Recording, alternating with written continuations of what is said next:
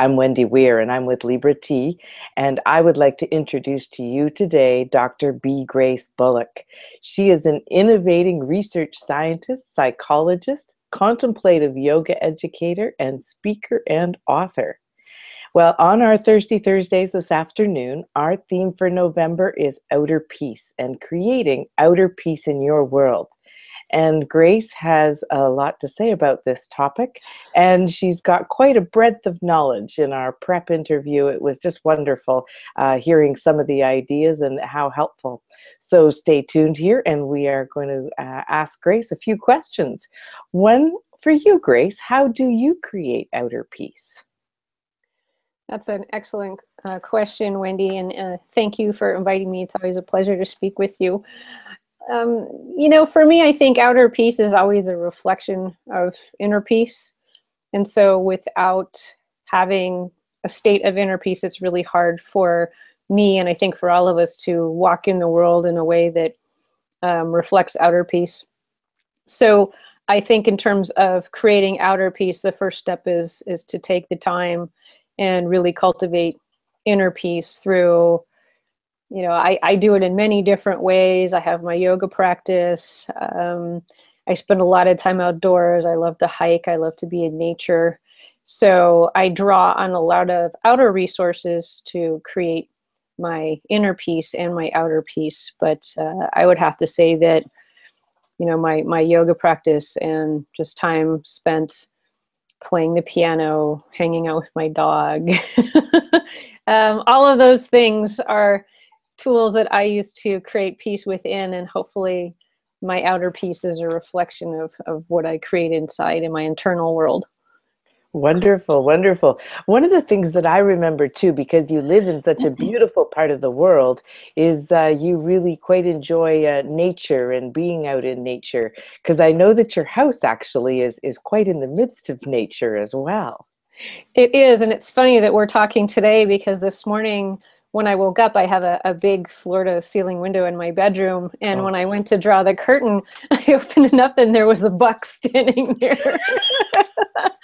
staring at me. And I looked at him, and he looked at me, and he was just so beautiful, and his muzzle was starting to get white, so he's definitely been around for a while. And I just stood there, and we just looked at each other, and of course my dog got involved, but it was just amazing, So I feel like so much of my piece is drawn from, even this time of year, the trees, particularly the fir trees, where, they're so tall, and I have a big, beautiful sky in front of me, and lots of rainbows, and a valley, view. And so much of my piece just comes from sitting in my house, looking up the window and soaking up all of the beauty around me. So I feel very grateful for that. Yes, yes, yes. Living in the Northwest, it's a blessing, and no matter where the vistas are, nature. I love the hashtag "nature is awesome." It's one of my favorites. And shorter winters are awesome too. Okay, well, we'll work on those.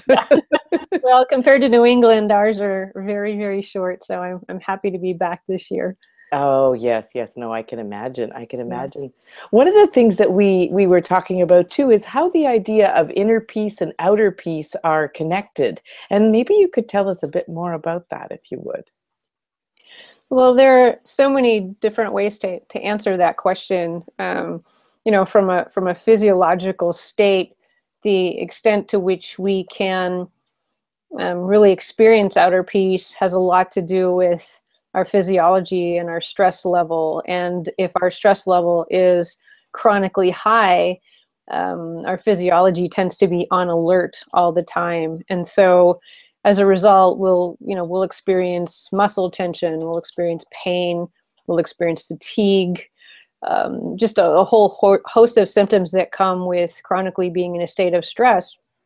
So it's really, really difficult there are days when, I'm feeling stressed, and even though I am surrounded by this beautiful place where I live, if my inner state is chronically stressed and I'm feeling pain or tension or shortness of breath or whatever it is, it's very, very difficult for me to even appreciate the peace around me or experience outer peace in my world or reflect that in my behavior. when my inner state is physiologically in turmoil. So a great deal of, the work that I do and what I write about and what I practice and what I teach deals with learning to get our inner physiology under control so that we can begin to embody outer peace in our relationships. Because it's really hard to be nice when we're irritable, in pain, cranky, and stressed out. So that's a big part of Yes. my work, is to help myself and others to diffuse that stress response with, our contemplative practices, and to be able to bring that sense of peace into our outer world and our relationships and the systems in which we live and work. I think that's so important, particularly in this day and age when we feel as though, our external world is hostile. And how do we cultivate outer peace or inner peace when it feels as though the world we live in is always a threatening place? So Most it begins definitely. here. Yeah, and I was just thinking, since we originally talked and prepared for this, it's been a few weeks, and they have been very big weeks in the world. Very. Yes, and certainly, anyway, just so important to be aware and cultivate that. One of the things you were just speaking with is about putting our outer peace out into our world. Mhm. And, one of the places, of course, that always is interesting for us is our relationships. And the Yes. idea of creating peace, and how our relationships and the peace in relationships related to this outer peace.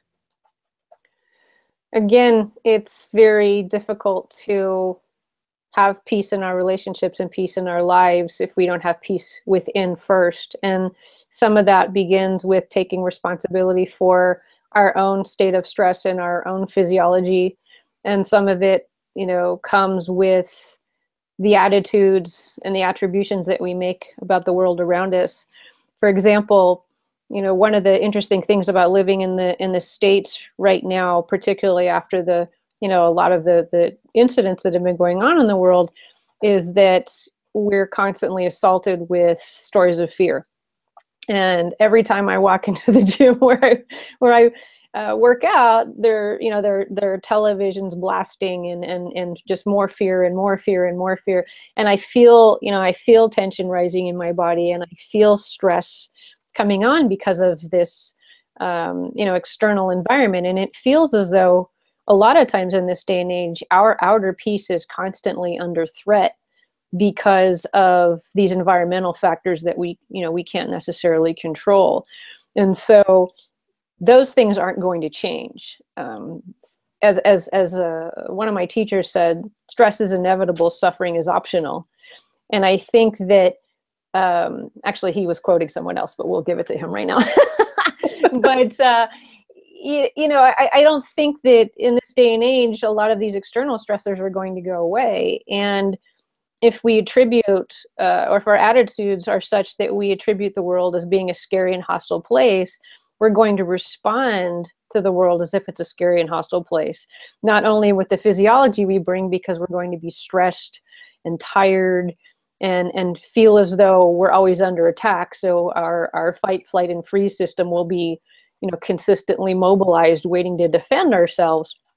But it's also very difficult to be kind and compassionate and thoughtful when, our limbic system, our emotional centers of our brain, are fighting with our frontal lobe, which is where we plan and reason and we're thoughtful and intentional. And the two are not necessarily coexisting in a state of equilibrium or harmony or balance, because we're perceiving the world as being stressful. So some of it is just, surrendering to the reality that we're living with and not allowing it to cause too much stress or to shape our relationships based on that fear and that reactivity, because I think it's really easy to do. And you were saying, I remember when we prepared too, was something about the physiology of what actually happens in our bodies when we're stressed, and Mm-hmm. thus almost our inability to access kind of the kind and thoughtful part of ourselves. Can you say a bit more? Yeah, absolutely. That's something I've been spending a great deal of time and attention on and writing a lot about in the last few years. Part of it is organized around, I mean, the brain-body connection is profound, and I could never do it justice in an interview. But the short story is that our autonomic nervous system is divided into two main branches. One is like a gas pedal, and one is like a brake pedal. And they don't operate in exclusion, but when we need to mobilize, the brake pedal slowly comes on. So it's not like a car where you do one or the other. They can both work in harmony. And when we're under a lot of stress, what happens is our sympathetic nervous system, which is the gas pedal, comes into play. And that gas pedal, if you think about, I love the book, Why Zebras Don't Get Ulcers. If you think about it, our gas pedal is like the physical resources and in many ways the mental resources that we need to run away from that tiger that's trying to take us down. And so when the gas pedal comes on, our muscles are prepared for tension, our blood pressure goes up, our stomachs can get, butterflies because actually our digestive system shuts down. And so essentially we're prepared to either fight, run, or freeze. And so when we're in that state of needing to fight, run, or freeze, what happens in terms of the rest of our body is our breath becomes very shallow. And if you think about any time, we almost hit something with a car, or you almost were hit by a car, your immediate reaction is, your breath, it almost feels like your breath stops, and then it's shallow. Your respiration is shallow because you had to immediately go into that defensive mode. And so what's amazing about this response is that, one, it can stay active if we breathe in a very shallow way, because the breath is feeding to our system that we're under threat. And the experience of being under threat is shortening our breath. So we have this feedback loop of reactivity where, for example, I'm worried about this interview. And so I come into this worried about this interview, and I notice my breathing is shallow. And when my breathing is shallow, it's telling me that it's not safe. And when it's not safe, my body and nervous system dump a lot of stress hormones into the system, which further increase my heart rate, shorten my respiration, because I feel like I have to defend myself. And that doesn't make for good relationship behavior, because I'm ready to do one of three things: attack you, run from you, or freeze. Hopefully I won't do any one of those things. But in some ways, our physiology works against our capacity to be mindful in relationship. And the number one tool that we have at our disposal to immediately diffuse that is by slowing down and modifying our breath so that we can stop that cycle. And it's pretty remarkable that we have the capacity to do that.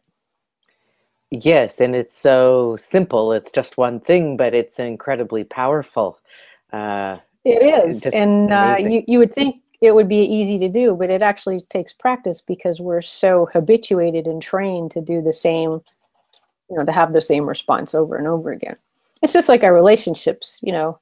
Someone leaves socks on the floor, our natural response is to get critical or irritable, and it's just a cycle that feeds off itself. And just like putting deeper breath into the equation is something we have to make a commitment to do and practice it, so that we're not trying to do it for the first time while we're being chased by the tiger, because it'll be really hard to do. Although, just to be clear, that stress response does keep us alive.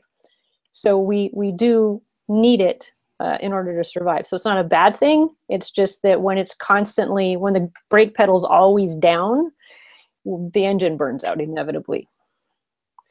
Yes, this is what I have heard in terms of if you've got that stress going on all the time in your system and cortisol shooting into you all the time, it's just not a good thing in terms of all the other impacts that actually makes. No, it's one of the number one reasons for, you name it: endocrine dysfunction, cardiac disease, respiratory problems, inflammation, pain.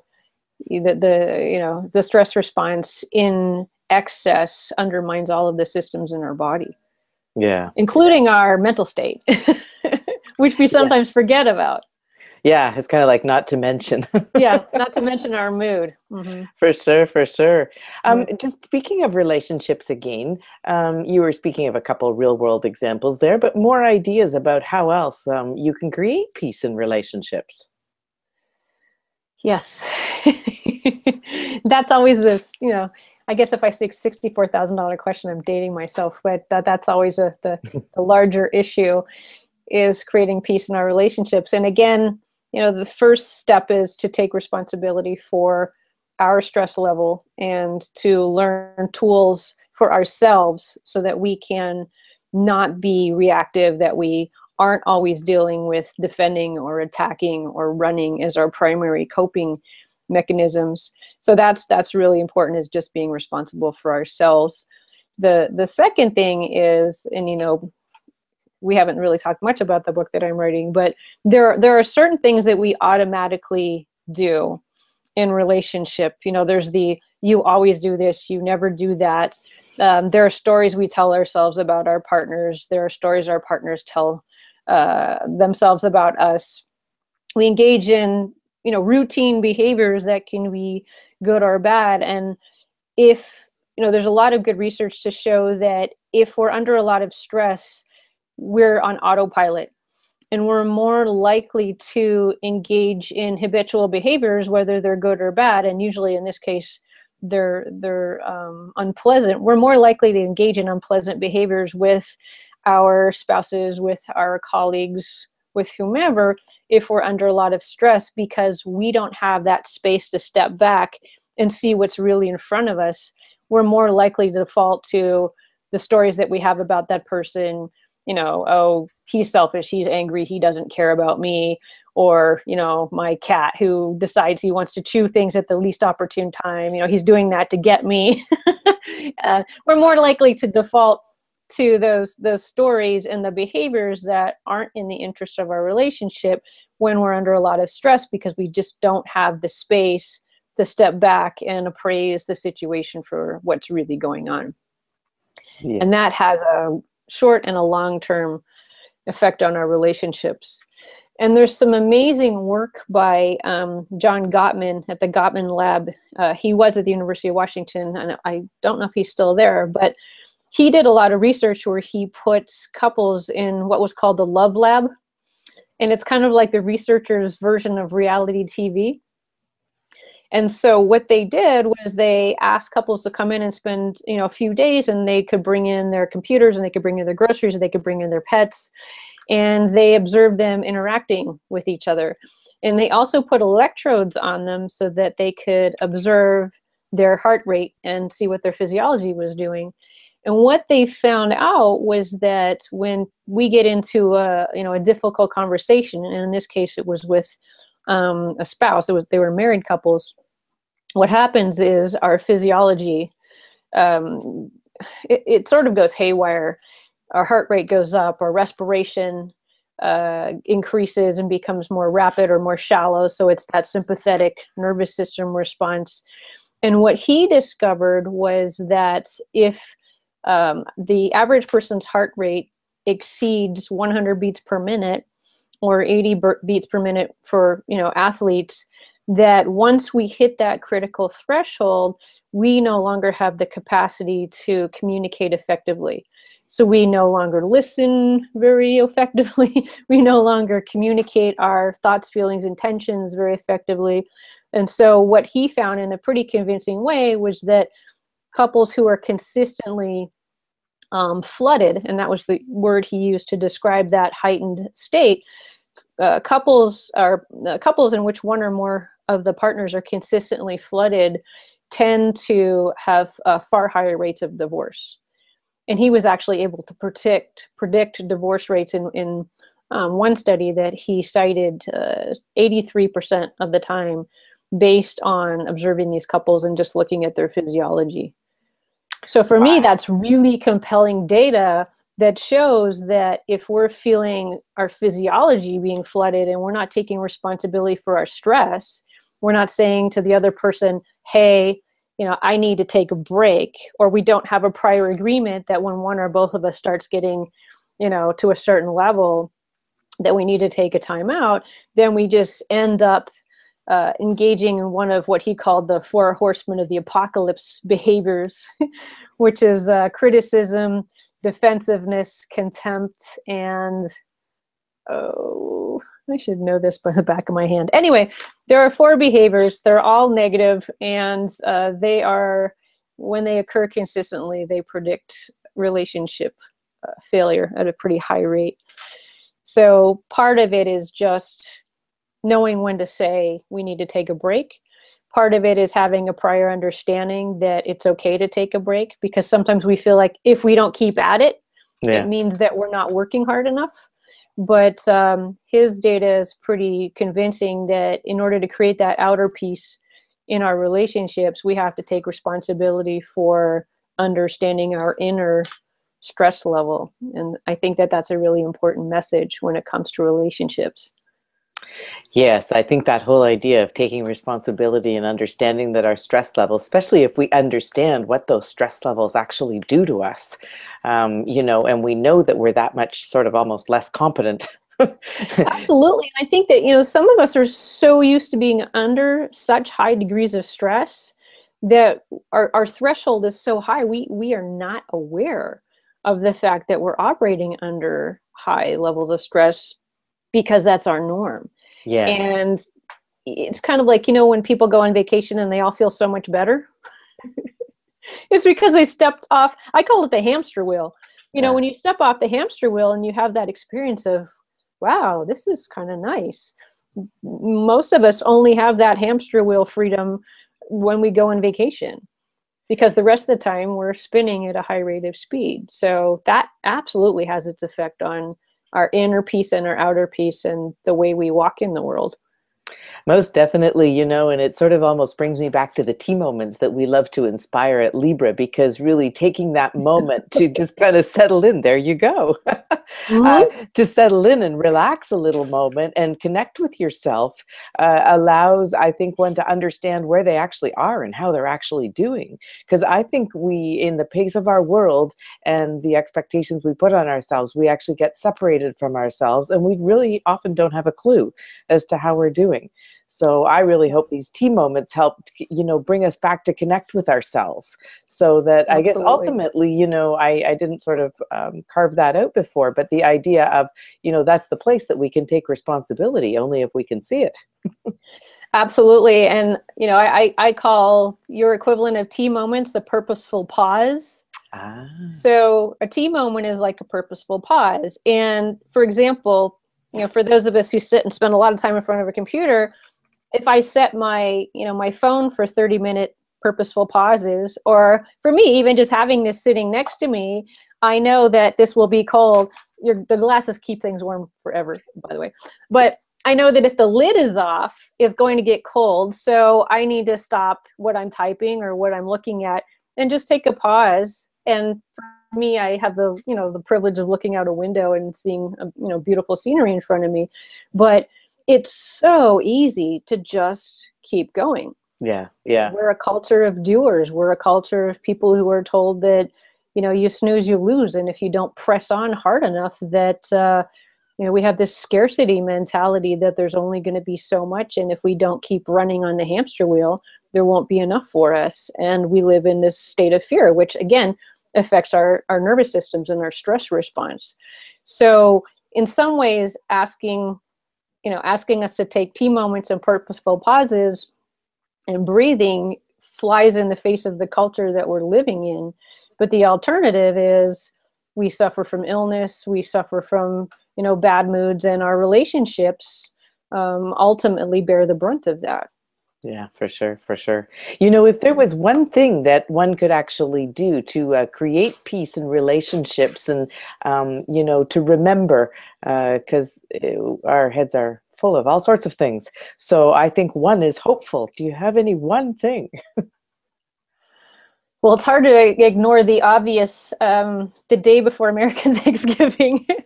But one thing that comes to mind, obviously breathing helps to decrease our stress response. That's a huge tool that I use very often with my clients. But I think that gratitude, we're so, and there's some really good research actually looking at the effects of gratitude now on our mental state.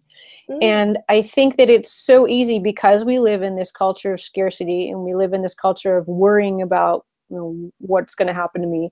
We tend to have this consumer mind about our relationships. We tend to be looking at where the deficits are, because that's, the nature of the world we live in. And I think that, I taught a class today, and it's my favorite class to teach, around gratitude. And we start with all of the students going like this. And I talk about what it takes for your brain just to do this simple act. And it's really profound seeing people, begin to wrap their heads around that, because so often, if you think about yoga classes where people are worried about what they can't do, or they're worried about the fact that they're injured, or they're getting older and they don't recover. And I think, in our relationships, we're worried that we're not getting our needs met, or that the person's disappointing us. And we often forget that this person who's in front of us is here because, they're a good human being, and we lose the capacity to be grateful for what's there, and we focus on what isn't. So in the spirit of Thanksgiving, I would say that gratitude for what is, and for all the gifts we've been given, is a nice way to kick us out of feeling stressed, to kick us out of the stories that we tell ourselves about the other person that fuel our criticism, or our anger, or our sadness, or our grief.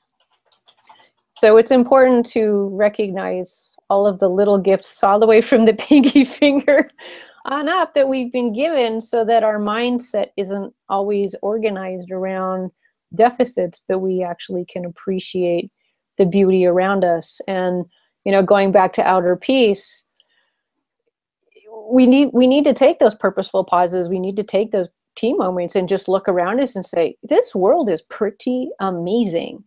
And if we sit in front of screens and, look at perpetual stories about terrorists, that will be the world that we create for ourselves. We will think of the world as a horrible place, and it doesn't matter where you're sitting or what you're looking at, it won't seem very appealing. So it's our responsibility in our relationships and in our lives to step back and really appreciate what's there, because a lot of people don't have relationships, and they don't have employment, and they don't have in-laws that drive them crazy, and they don't have Thanksgiving dinners to go to where their family will make them nuts, so it's all a matter of perspective, really. Yeah, for sure. I think those, starting out with the breath, and just remember to take a deep breath every once in a while when you feel yourself getting wound up. But certainly in regards to Thanksgiving, the whole idea of gratitude. And I love that. Just, what does it take for your little finger to go up and down, like you were just saying? And the phenomena and amazingness of that is actually quite profound if you start to think a little bit about it. It really is. And there are many people in the world who can't do that. So, maybe I can't run distances anymore, and I feel sad about that because I love to do that, but I can do this, and there's a lot that I can do in each one of those moments. I know the last time you and I were talking, I mentioned that I've spent most of my life with severe asthma. Yes. And one of the reasons that breathing has become so important to me in terms of thinking about it as a teaching tool is because for a large part of my life, breathing has not been automatic. And at certain points in my life, not breathing was a huge problem for me, and nearly killed me. So just being able to breathe is such a huge gift that, again, that mindset, wow, I can breathe. Wow, I can go out and walk my dog without being shot at. Wow, my spouse and my kids came home today. Even if they drive me crazy, they're alive and they're well. Yes. You look at situations going on in the world right now, and there are millions and millions of people who can't say that. So I think we need to count our blessings, and when we do, it helps us to get out of this state of reactivity and feel a little bit more peaceful and grateful and thankful for what's here, because we do have very charmed lives where we are. Yes, I think that's a great way to put it, is we do have very charmed lives in the We scheme of do. things, no doubt. Yeah. And now I tell you, just in terms of getting on to Thanksgiving dinner and the fact that we're going to be with family and all Mhm. of those people that, we have those nice patterns with, and oftentimes the same kind of things come up. Have you got a couple of pieces of advice there as to things that you could actually do at the table, away from the table? I don't know. Yes, the holiday season comes with its share of blessings and its share of challenges. And I think that one of the interesting things about it, in fact, I was writing an article about this morning, is that a lot of times when we're in the presence of family or people who have known us forever, we start hearing all these stories about, you were the this kid or you were the that kid. And 20, 30, 40, 50, 60 years later, these stories don't fit us anymore, but sometimes we actually find ourselves reverting back to that 5-year-old. I think that it's important going into it to make a commitment to, one, if you feel your stress level is really high going in, be aware of that so that you're not instantaneously reactive, and step out of the room, or breathe at the dinner table if it doesn't seem polite. Just, slow down your breathing. One of the mantras I use a lot is, this is not about me. This is not about me. This is not true for me. And create some separation between yourself and the situation, because people that you're close to will push your buttons, and to be prepared going in, knowing that, oh, Aunt so-and-so is going to make some comment about my hair, or, some story is going to come up where I feel embarrassed, and just be prepared and say to yourself ahead of time, this is the reality I'm dealing with. I choose not to react. If I feel my heart racing, my breath shortening, or if I feel that, lovely rush of heat coming into my face, I'm going to slow down and breathe. Or I'm going to get up and clear the table. Or I think we were talking last time, I was blessed at the time of having large family dinners that I was able to take the dog for a walk, because the dog always needs to be walked. So find ways to create these purposeful pauses instead of getting into heated battles. Create space and distance yourself from them. And I think that all the way around, you'll be creating, inner peace because you're not reacting, and a little more outer peace because you're not, throwing turkey legs across the table. So that's never happened to me, by the way, but I could see it happening in, certain families that I know. I've heard it can. I too have been, mashed potatoes. yeah, I've been very blessed not to have any turkey legs flying across tables either. Well, they're only 2, so they're pretty precious. Stick with the veggies. Much more satisfying as they splatter against the wall. I don't like peas at all, and they make really good projectiles. So I guess, if everything I've said just goes in one ear and out the other, and you find like you can't control yourself, just go for the peas. Go for the peas. Okay, well, Grace, thank you for such practical advice. That wasn't exactly where I was going, but yes, make a pact with yourself and maybe the people you're with, and create an exit strategy, create team moments. Just give yourself little outs so that you don't end up in a pressure cooker where you're going to blow and start throwing peas.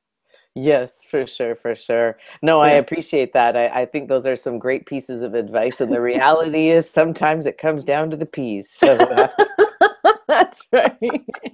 I really appreciate the time that you've taken this afternoon, Grace. It's been just a pleasure to have Dr. B Grace Bullock with us this afternoon, and helping us get a little bit more into understanding outer peace, and certainly a great connection relative to outer peace and inner peace. And thanks so much for helping us explore that and understand that a bit more. Thank you, Wendy. It's always a pleasure to talk to you, and keep breathing. Thank you so much. Well, a little Thirsty Thursday, we have a little bit of breath and a little bit of inspiration for how we can approach that turkey dinner with all our family. Thank you, Grace. Take care. Okay, bye-bye. Bye.